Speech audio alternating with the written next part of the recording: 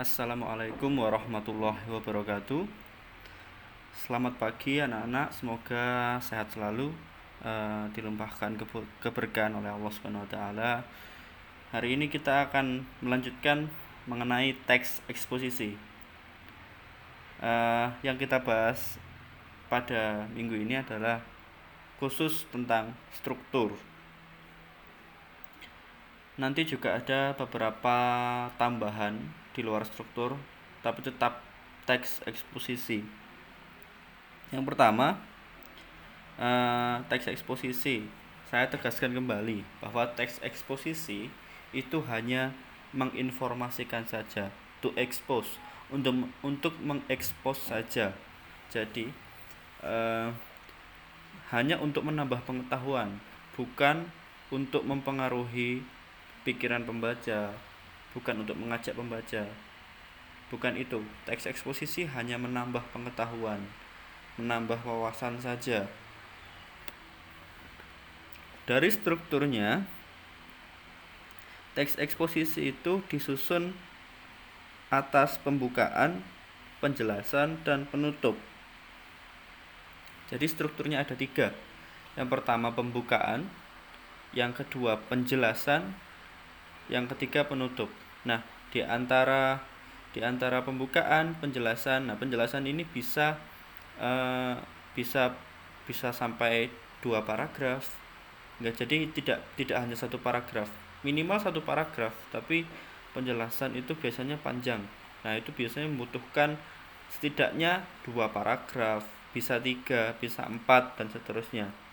Jadi kalau pembukaan itu 1 paragraf, penjelasan itu bisa banyak paragraf, terus penutup itu 1 paragraf.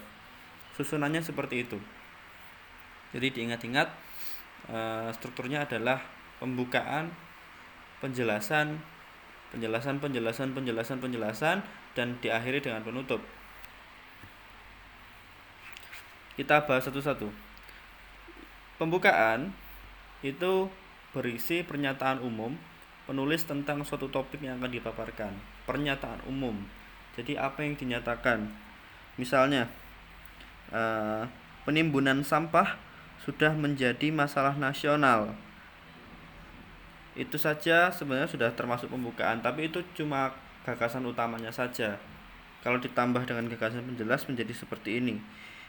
Ini masih di pembukaan ya. Jika kita lihat di tempat-tempat pembuangan akhir atau TPA, sampah semakin menggunung. Gunungan sampah tersebut jika dibiarkan dan tidak segera diatasi dengan serius akan menimbulkan berbagai masalah.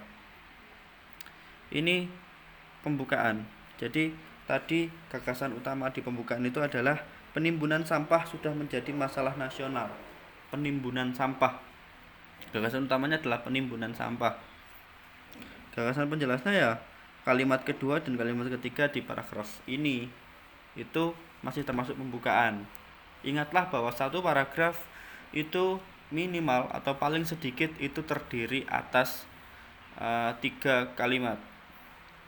Paling sedikit 3 kalimat, tidak boleh kurang. Selanjutnya setelah pembukaan adalah penjelasan. Penjelasan itu berisi pemaparan berupa fakta-fakta atau argumen untuk memperluas pengetahuan pembaca tentang topik yang disajikan. Saya bacakan contoh dari penjelasan yang dari pembukaan yang barusan ya.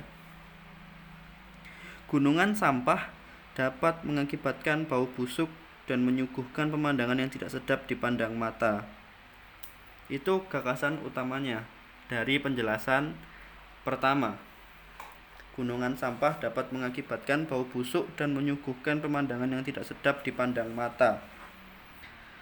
Gagasan penjelasnya, selain itu, gunungan sampah menyebabkan kuman-kuman penyakit mudah berkembang biak. Jika musim hujan, sampah dapat menghambat aliran air hujan yang akan meresap ke dalam tanah dan menyumbat saluran-saluran air sehingga mengakibatkan banjir. Sampah yang terkena aliran hujan juga dapat menyebar kemana-mana.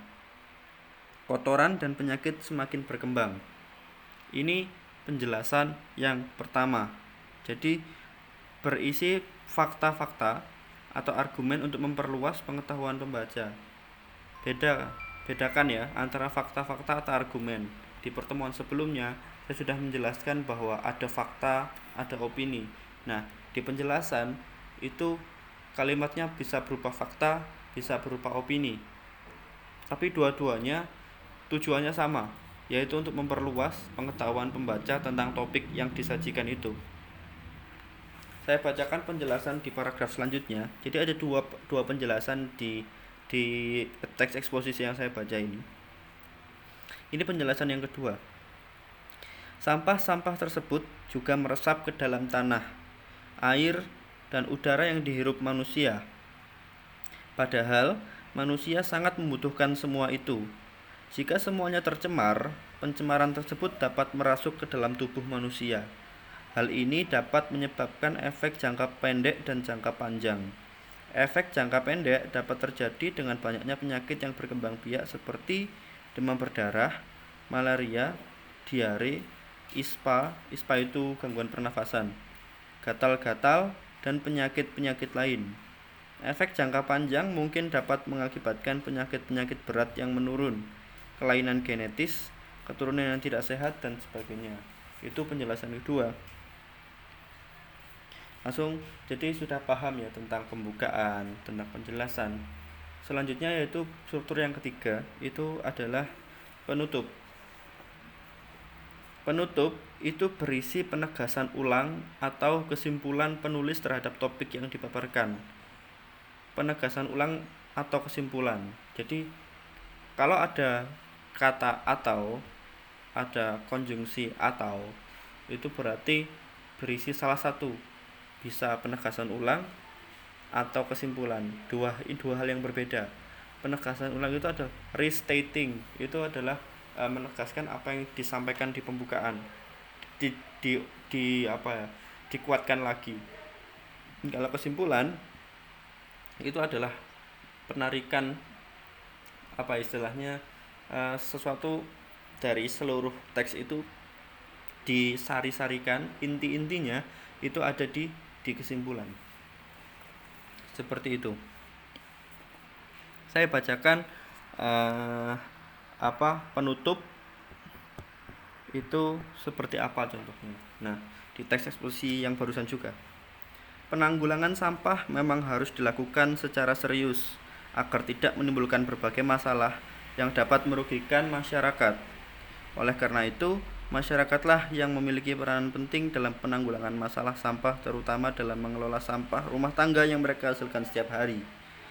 Hal itu tentu saja harus didukung oleh kesadaran masyarakat akan budaya hidup bersih dan sehat. Jika masyarakat sudah memiliki kesadaran akan pentingnya lingkungan yang bersih, maka permasalahan sampah ini akan lebih mudah diatasi. Jadi kalau ini berisi kesimpulan ya menurut saya. Jadi berisi kesimpulan, ini berisi kesimpulan. Jadi itu tadi strukturnya. Saya kira cukup sekian ya untuk hari ini. Mudah-mudahan sedikit dari pembahasan struktur ini bisa kalian pahami dengan tepat. Mudah-mudahan diberi kesehatan juga kalian. Saya akhiri, wassalamualaikum warahmatullahi wabarakatuh.